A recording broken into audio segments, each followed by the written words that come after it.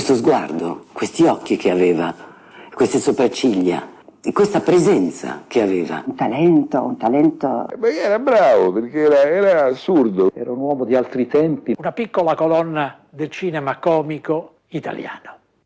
Tiberio Torre era un ciocco tremendo, nel senso che era totalmente incapace di recitare. Non dava confidenza.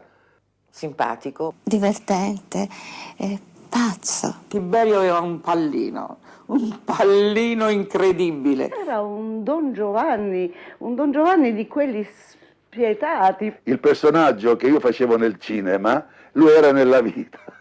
Un attore un po' così, estro e naturalezza, una storia italiana, sardo ma costretto a recitare la parte del siciliano. Gliela cucì addosso a Monicelli, lo vide servire ai tavoli in una trattoria romana e non ebbe dubbi. Quello è il mio ferribotte per il capolavoro della commedia all'italiana, I soliti ignoti.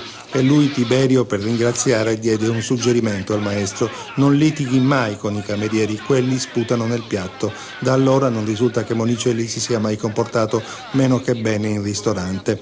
Ed ecco ora L'insolito ignoto, vita acrobatica di Tiberio Murgia, un film che Sergio Naizza ha costruito con il protagonista, restituendo con forza ed eleganza la figura di un geniale caratterista, geloso, pasticcione e falso, tombeur de femme di secondo livello, in fondo come Casanova, ma anche galante, rispettoso, timido. Tiberio, racconta Naizza, aderì subito al progetto del film con entusiasmo, anche perché credeva di ricavarci qualche soldo, ma la malattia aveva cominciato a consumarlo, i finanziamenti non arrivavano e allora decisero di autoprodursi e fecero un patto. Stavolta raccontiamo la verità. Tiberio Murgia, 1000 lavori e una vita alla grande, atteggiamento da divo cinematografico fino alla fine, oltre 100 film e una risata che cattura.